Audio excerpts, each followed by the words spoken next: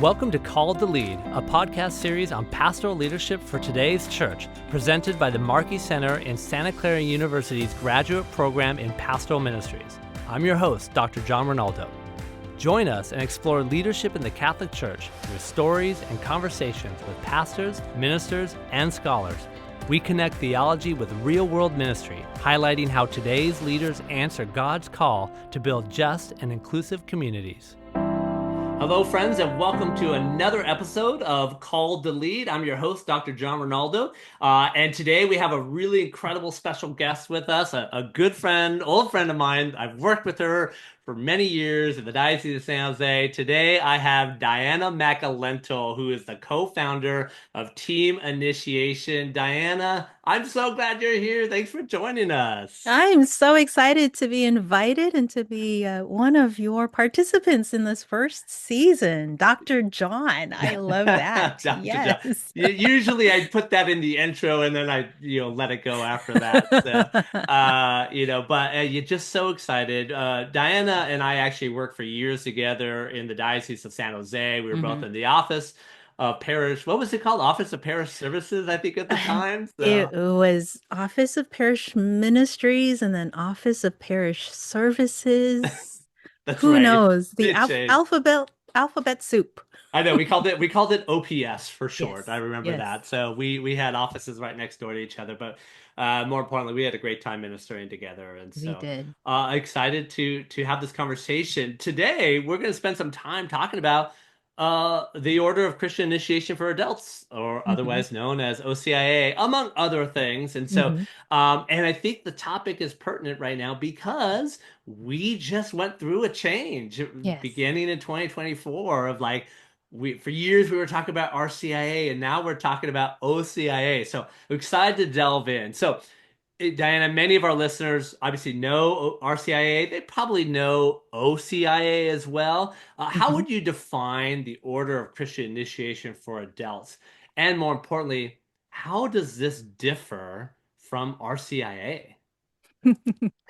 Big Well, question. Big it, question. it is, it is, and my response is maybe going to take us down a little uh, rabbit hole pathway here. So, first off, the what is different in the Order of Christian Initiation of Adults from the Rite of Christian Initiation of Adults is really mostly just the translation of the text itself, the processes, the principles, the rites, the intention of the entire initiation process is all still the same.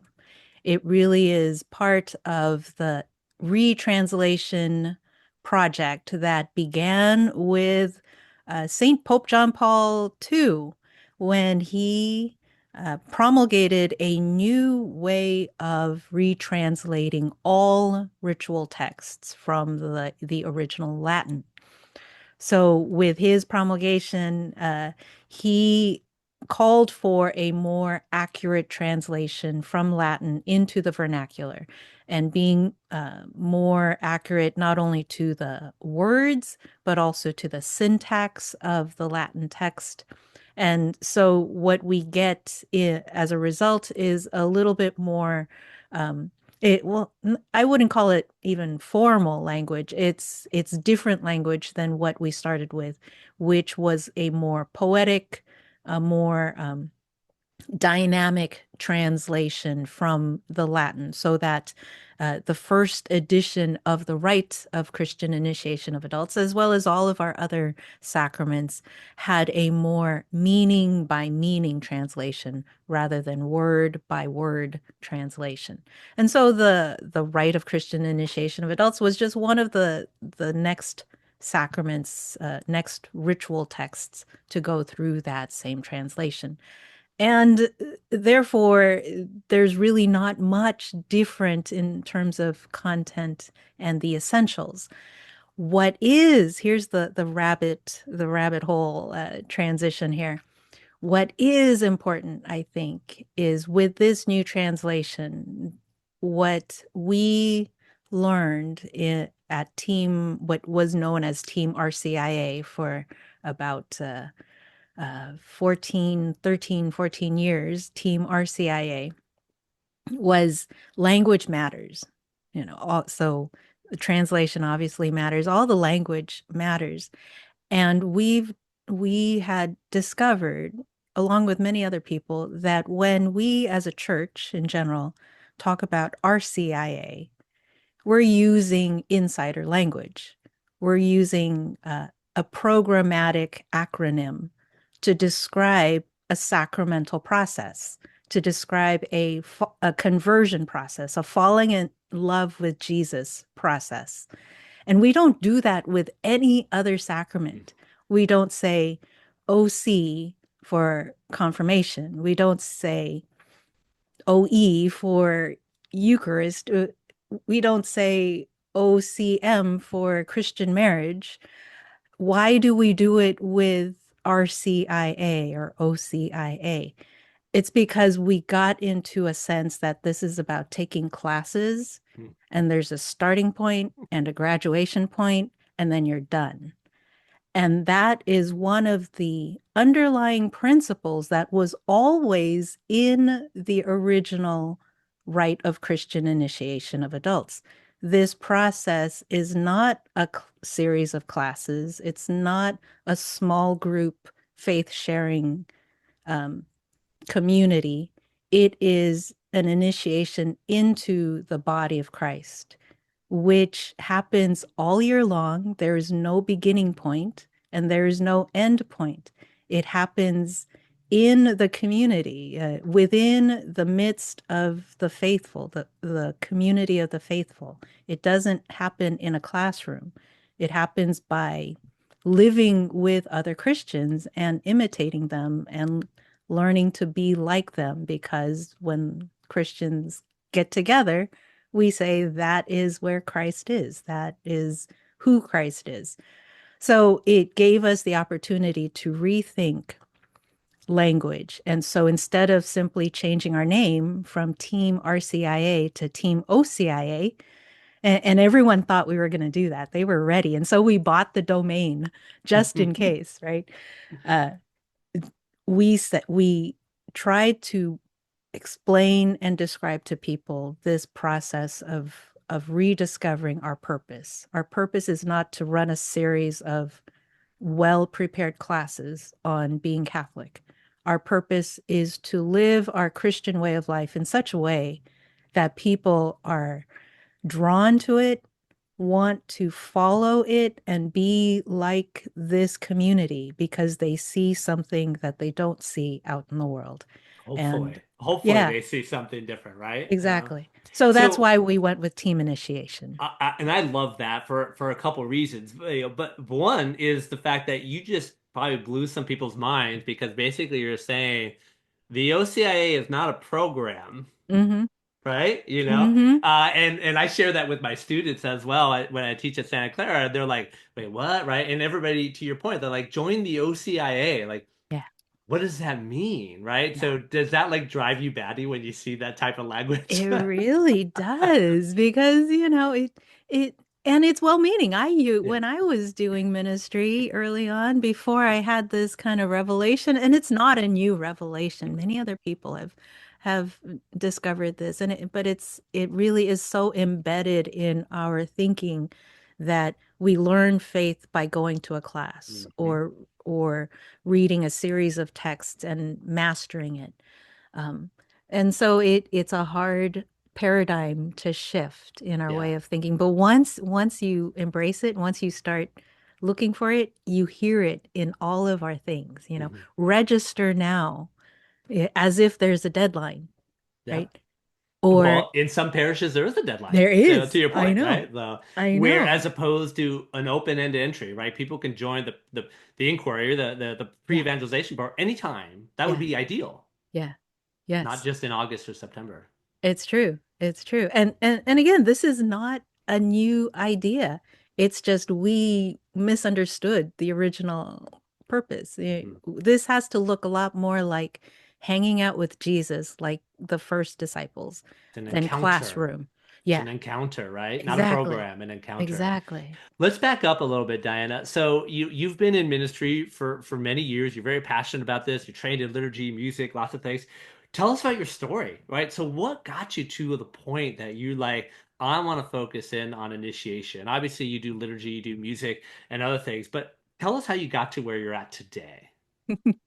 The I started with music as a young child and just loved doing that because it gave me an opportunity to perform, to believe that, oh, I could become famous with this kind of work. And and I saw music as, my output. But as I got older and started to pay attention more to what was happening when a community would sing together, I realized the music is just one little part of this whole way of life, this worshiping way of life. And so that got me interested in learning more about liturgy, how the liturgy works, how it functions, why we do what we do. And that really is my first love. That is my orientation as a minister. I see everything liturgically. Then I remember this.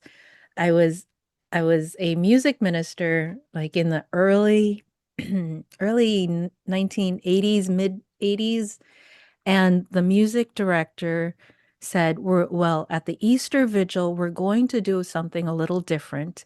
We have to sing these short little four measure phrases. And so we're going to just sing this little measure, this little phrase, and then the priest is going to say some things. Then we're going to sing another four measures. And I thought, this is really odd. Why don't we just sing a complete song? This makes no sense. But what I realize now, looking back, that we were implementing the rite of Christian initiation of adults, which was the which really called forward the melding together of prayer that was dialogic, that was where the people's responses were part of the prayer itself, and it would go back and forth, and it was primarily musical. The responses of the people were set to music. And so it really opened my eyes to uh, opening up what liturgical music was. It wasn't just four songs at the Mass. It was ritual music that was the prayer. And so now I'm like, oh, liturgy is amazing. Yeah. But then you can't just say, okay, we're going to put on a liturgy spanky and have a show sort of thing and have it be that. People had to understand what they were doing. What did it mean? And that led me down the road of catechesis, liturgical catechesis. And that drew me into the a Benedictine monk, Virgil Michael, who in the late 19th century, early 20th century, his mission was to help ordinary people pray the liturgy well, understand what they were doing at the liturgy, so as to live their life in such a way that reflected what we just did at the liturgy. And so for him, for Father Virgil, he saw liturgy as an act of social justice because when people pray well together and understand what they are doing, understand the deeper meaning and implication, then they are called to live differently in the world, to transform the world.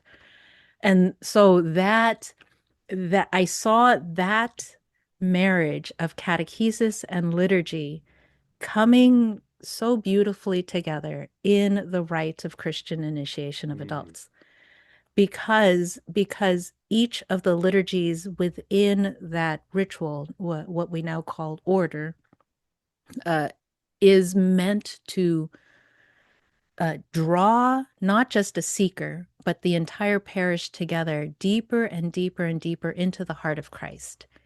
And you can only do that by celebrating the rituals well, understanding what they mean, and then living that out in your daily life. So that is why I I'm so committed to the initiation process, because when we do it well, the liturgies, the catechesis, the living it out, it transforms everything. One of my favorite things to do is to do parent formation at my parish and to go through the mass.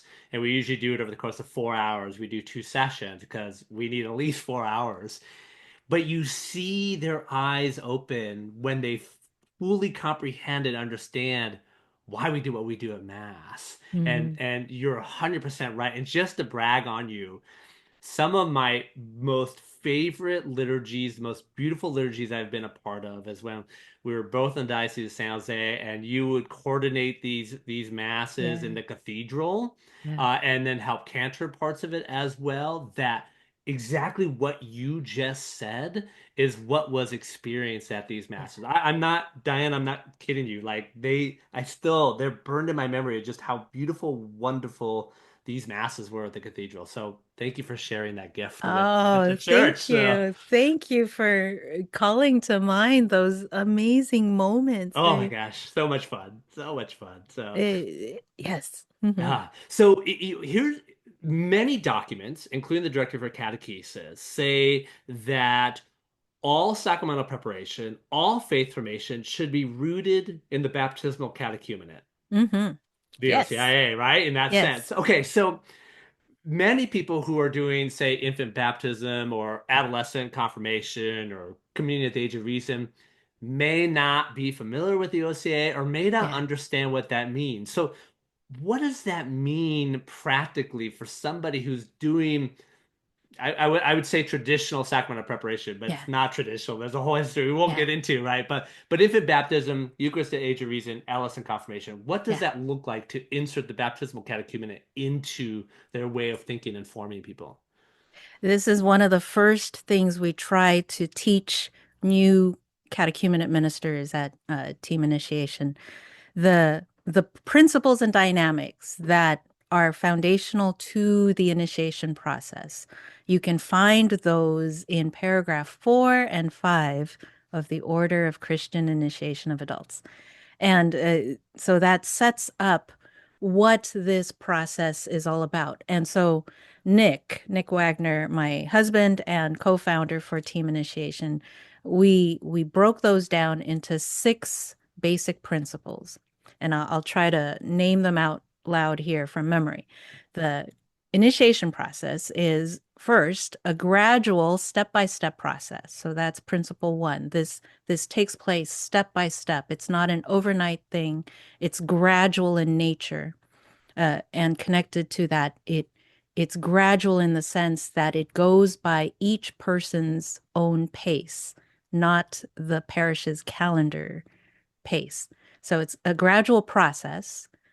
Second principle that takes place in the midst of the community. So this is conversion and faith sharing and faith formation happens most deeply among the community itself.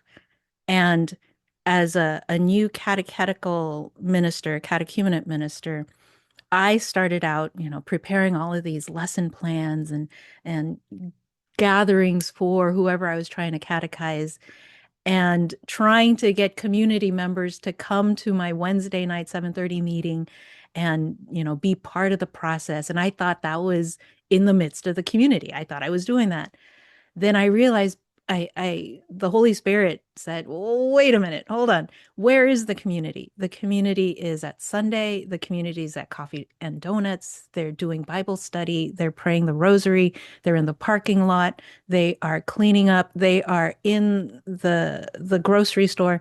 The community of the faithful is in so many different places. Why are you sequestering all of these people who want to learn more about the faith into your own little domain here? Go send them out to where the community is. Go and have them pray the rosary with the the 4 or 5 people who gather at 8 o'clock in the morning after mass every day to pray the rosary. They're the ones who know how to pray the rosary because they live it. They love it and they live it. You might be able to teach a person how to pray the rosary with your handout and your PowerPoint, but they won't understand what the rosary means unless they go and pray it with these people who live the rosary. It's that kind of thing. So in the midst of the community, that's the second principle. Gradual process in the midst of the community that is focused on the Paschal mystery. All of this is not about handing on knowledge.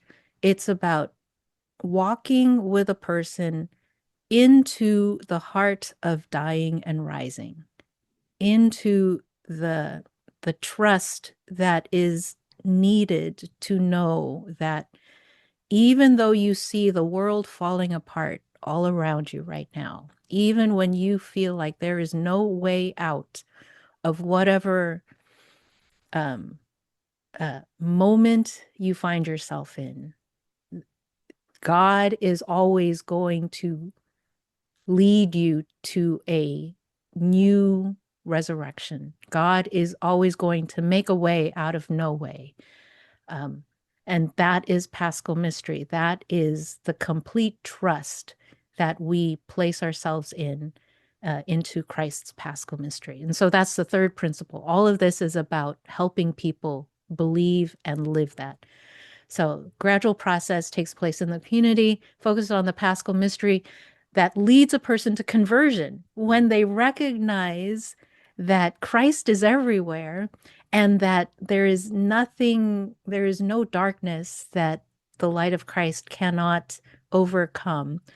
That leads us to lead a different way of life. It turns us away from being afraid to speak up for the person who is being bullied and oppressed.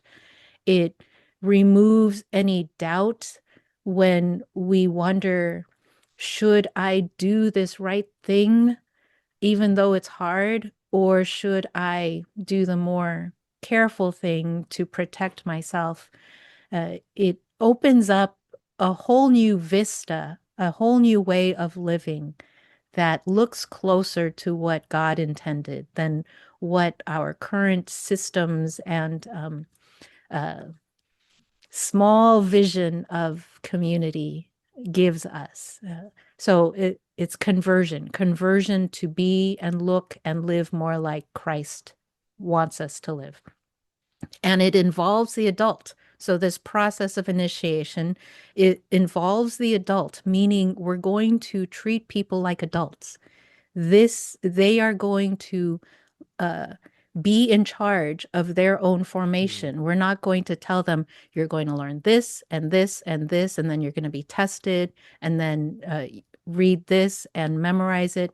We're going to ask them, why is this important for you?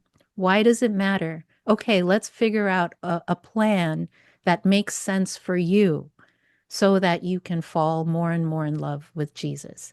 And that plan, that process is going to look different for the next person. And that leads us to the sixth principle. This process varies according to time and place, the resources on hand, the work of the Spirit in each person, and the cooperation of that person to respond to the Spirit. And therefore, you cannot do a cookie cutter kind of formation for every single person who comes to you.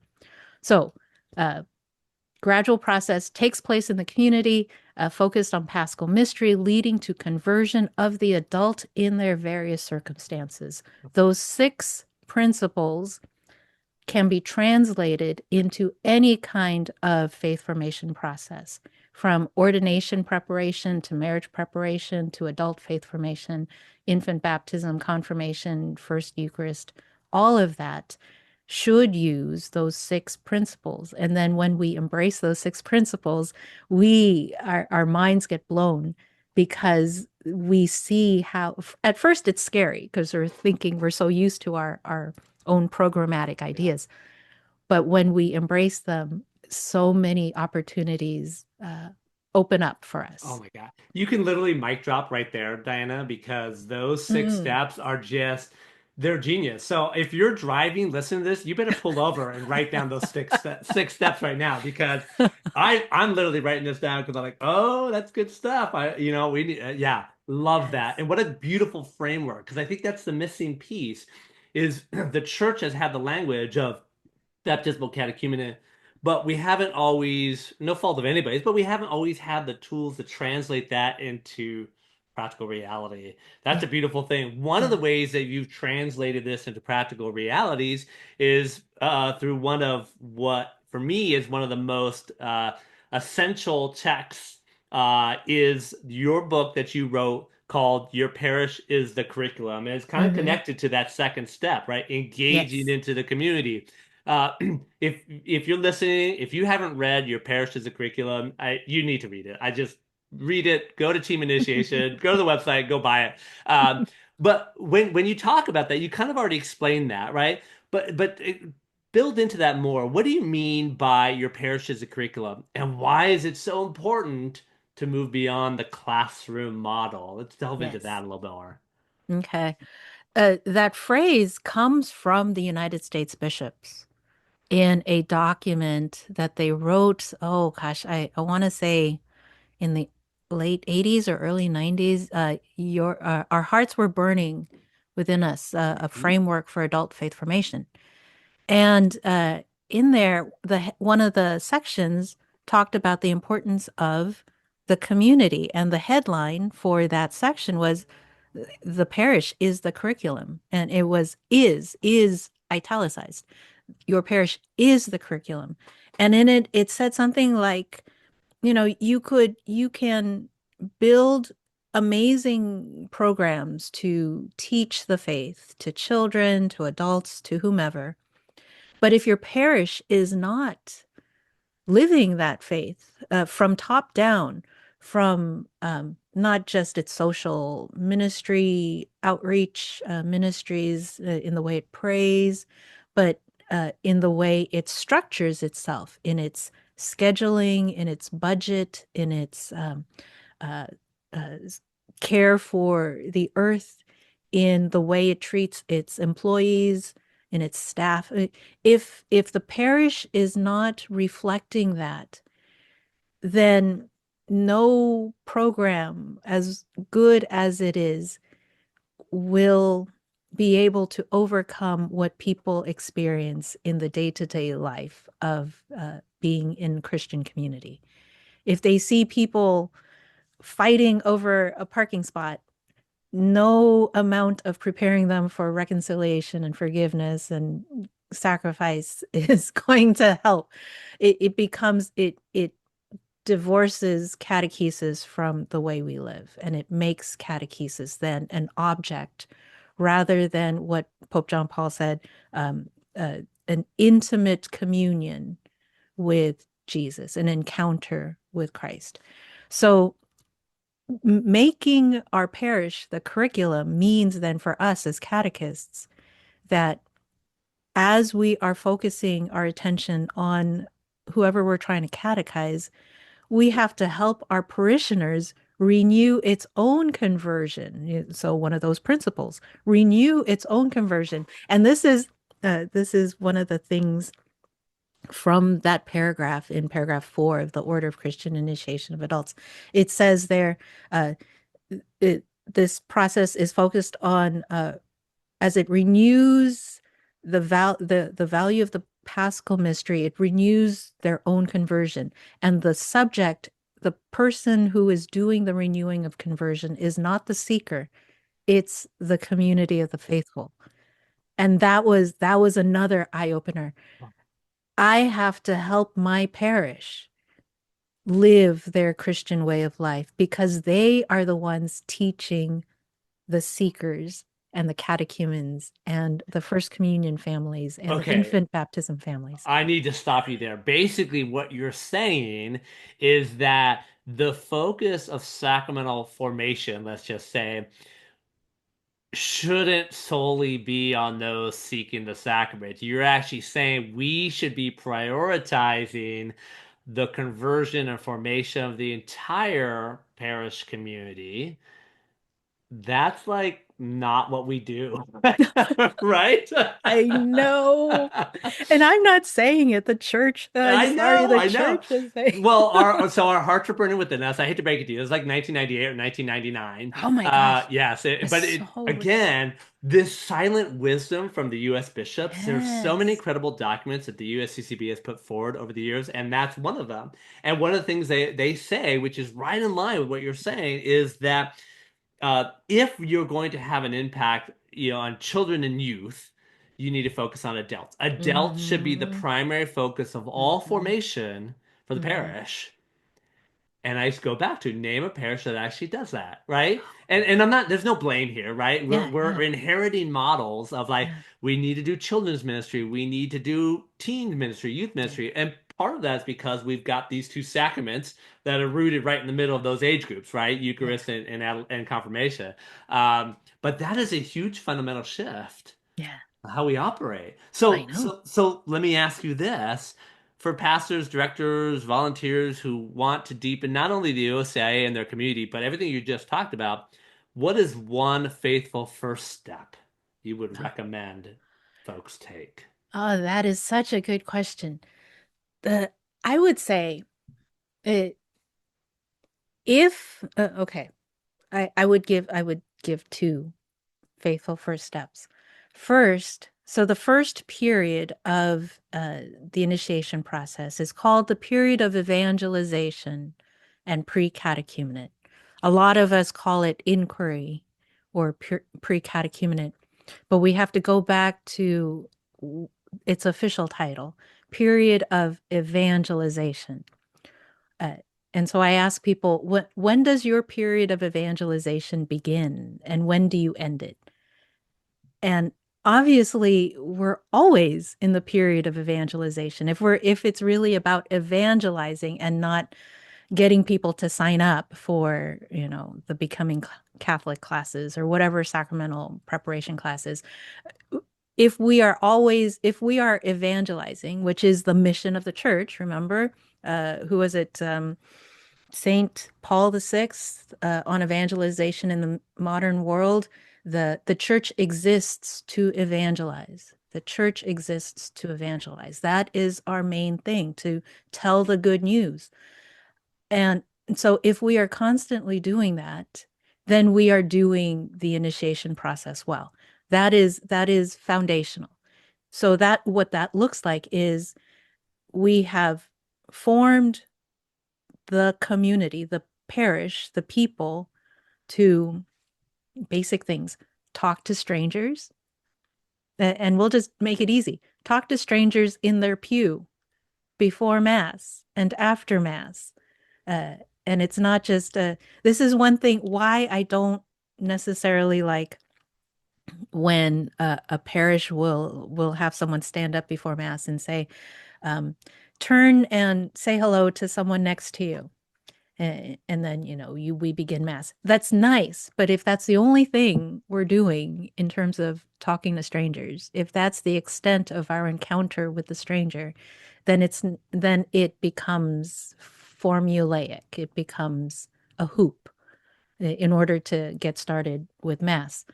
But if parishioners simply talk to someone they don't recognize and introduce themselves and have a deeper conversation, and the Order of Christian Initiation of Adults says this is the job description of the community in paragraph 9.1.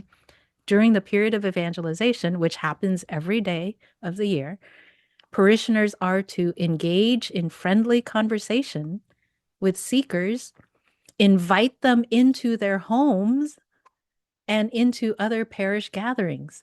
This is basic stuff. And so if our parishes can just do that essential first step, then we have a good grounding in initiation and the conversion of the parish. And then related to that, whenever we do celebrate one of the rituals from the Order of Christian Initiation of Adults, try to do it as best you can. Mhm. Not treating it as if it's something that we're going to insert into the Mass that makes it longer, but treating it as this is the whole purpose for us as a community. If we are evangelizing, evangelization results in, with the Holy Spirit's action, in a person being incorporated into the body of Christ. That is initiation. And so it is the very heart of what we do as a parish when we celebrate these rituals. We're just scratching the surface here. There's so much that I want to delve into. We're gonna have to do that another time. Yes. Diana, thank you for sharing your incredible experience and wisdom with all of us on the podcast. If people want to find out more about what you and Nick are doing, where do they go? What do you recommend that they do so that they can stay connected with the incredible work you're doing? They could go to teaminitiation.com, and you can also go to teamocia.com, and it'll send you over to teaminitiation.com. Do you still have team We RCIA.com too? still have team initiation. Yes. All of the teams go to I love it. teaminitiation.com. I love it. And they have incredible resources. Obviously, you've got articles and whatnot, but it's also a membership organization as well, right? Yes, Where yes. you can tell us a little bit about that as well. So it is like so much free stuff. We've been doing this for 17 years, a long time. And it is filled with lots of articles, lots of videos, lots of resources for everybody. And if you want to go deeper and get access to all of our monthly webinars that we've been doing for at least 15 years, so over 100 webinars, video marathons, which are short 10-minute videos on a particular topic, all set into a series. You get access to those. You get access to online courses that we've put together. And so for a really reasonable price, you get full access to all of that. But we do encourage people simply to come and explore and see what resources can help you in your ministry. And subscribe to the newsletter as well. So Yes, I easy love way to do it. Oh, that. I love it. Diana, thank you so much for taking the time. My guest today is Diana Macalintal, is the co-founder of Team Initiation, along with her husband Nick. Please tell Nick I say hello, by the way. It's been a long time Yes, since I've I seen him will. as well. So Mhm. Diana, again, thank you so much. That wraps up another episode of Called the Lead, presented by the Markey Center for Leadership in Ministry at Santa Clara University's graduate program in pastoral ministry. Encourage you to follow on your favorite podcast feed, Spotify, Apple, YouTube, wherever. Make sure you get the next episodes in your feed every week as we release these as time goes on. Again, thank you for joining us for this episode of Call the Lead. God bless you all. I look forward to seeing you in the